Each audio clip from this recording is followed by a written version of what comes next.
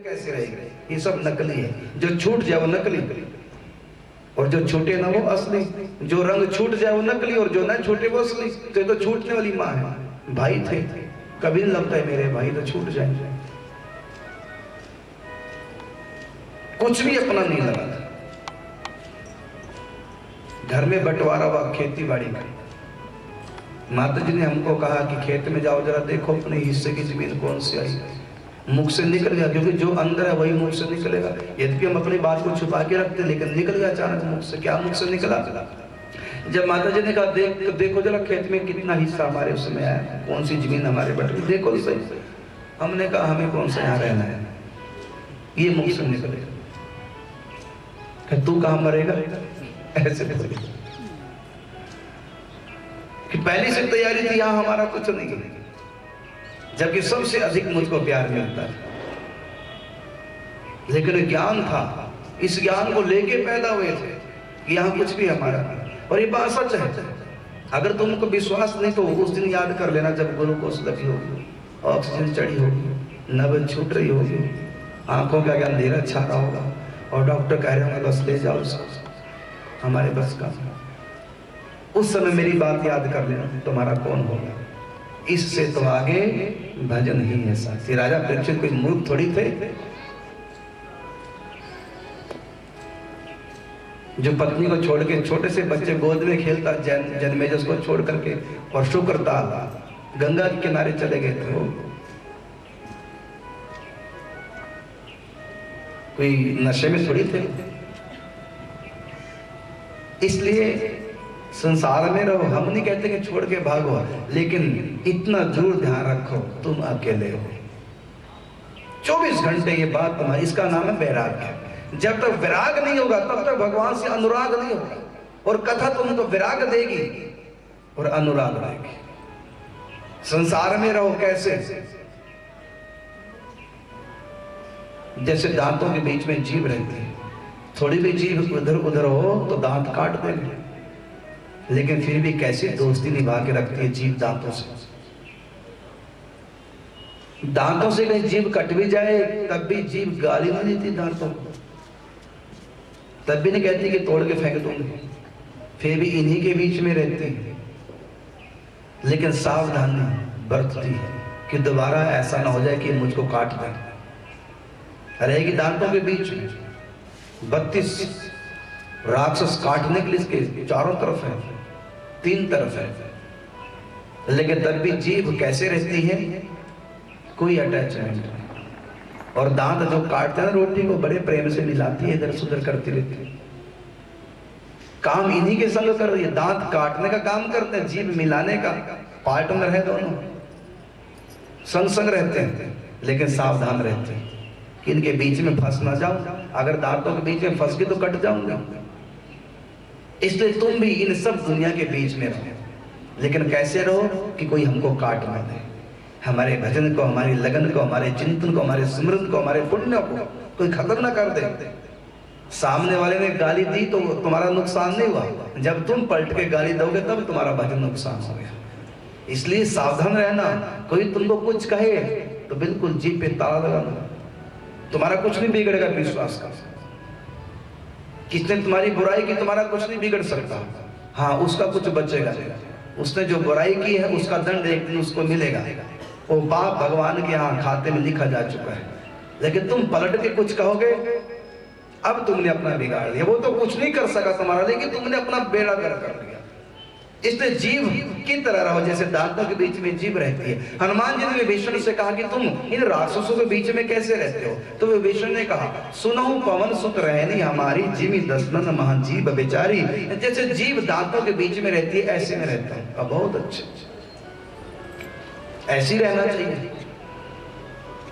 विभीषण ने कहा कि महाराज आप शुभ शुभ बोलो, क्या कह रहे हैं? ऐसी रहना चाहिए जैसे दांत जीभ के बीच में, जीभ दांतों के बीच में। तो बहुत बुरी स्थिति है। मैं जानता हूँ लंका में कैसे रह रहा हूँ, मुझको पता कैसे मैं भक्ति निभा रहा हूँ। चारों तरफ दुश्मन है मेरे, और कोई भी भक्ति के अनुकूल नहीं। हाँ, चारों तरफ कुसंग ही कुसंग है। और आप कहते हैं बहुत अच्छे रह रहे हो, बहुत अच्छा, कृपा है।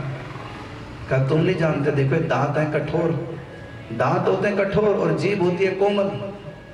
ये राक्षस है दांत और तुम हो जीभ। और जानते हो तुम, जब इस दुनिया में जीभ आता है तो जीभ साथ होती है और दांत साथ में नहीं होते। और जब बुढ़ा दुनिया से जाता है तब जीभ साथ होती है उसके और दांत उस समय उसके मुंह में नहीं होते बुढ़े के।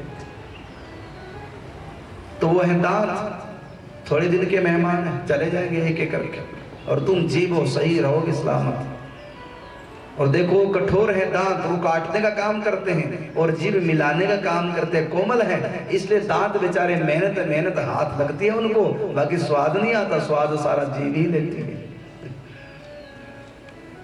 इसलिए ठीक है जीभ बन के रहना।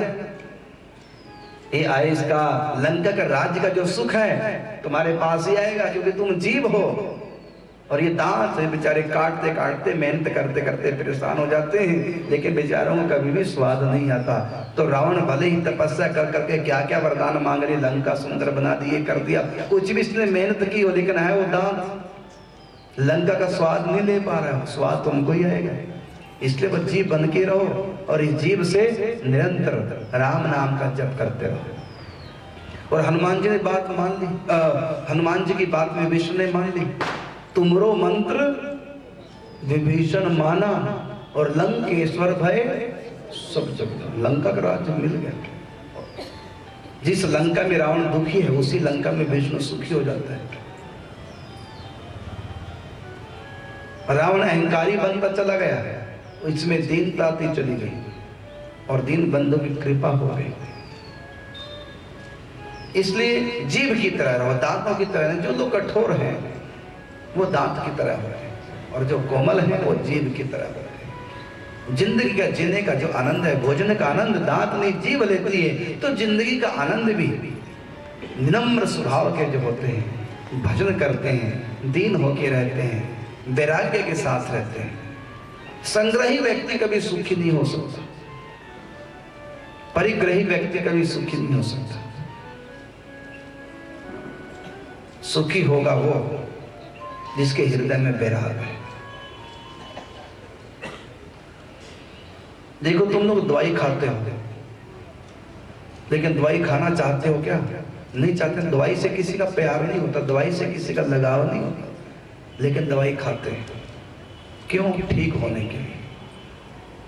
जैसे तुम दवाई खाते हो बिना मन के, ऐसे संसार के सुखों में रहो, लेकिन बिना मन के मन रहे अपने ठाकुर जी के पास। 56 भोग खाओ चाहे रूखी रोटी खाओ, जो भी किस्मत में मिली है, लेकिन दोनों खाते समय भगवान का भजन करो। रूखी रोटी खा के भी भजन करना है, चिकनी चुपड़ी खा के भी भजन करना है। कबीर दास रूखी रोटी खा के भजन करते हैं और काशी का जो राजा है वो चिकनी चुपड़ी खाता है, लेकिन भजन नहीं होता।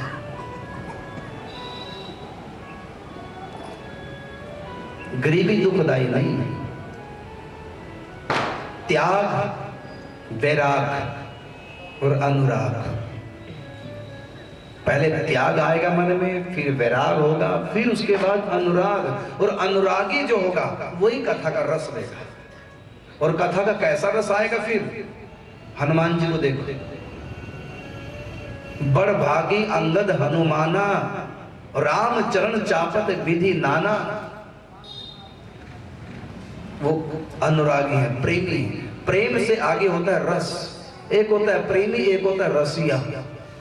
एक होता है प्रेमी और प्रेमी से आगे होता है रसिया। जो प्रेम करे वो प्रेमी, और जो प्रेम में दुनिया को भूल जाए, दुनिया की परवाही ना करे, उसको क्या कहेंगे? रसिया। जिसको प्रीतम के सिवा कुछ भी नहीं सूझता उसको कहेंगे रसिया। और जो सब कुछ सोच विचार करके जो प्रेम कर रहा है, औरों का भी ध्यान रखते हुए जो प्रेम कर रहा है, वो है प्रेमी। और जो अपने प्रीतम के प्रेम में खो गया, दुनिया की परवाह छोड़ दी, वो है रसिया। और हनुमान जी कौन है? राम कथा सुनने को रसिया, रसिया है। और सुनाने वाला कौन है? तो कालनेमी।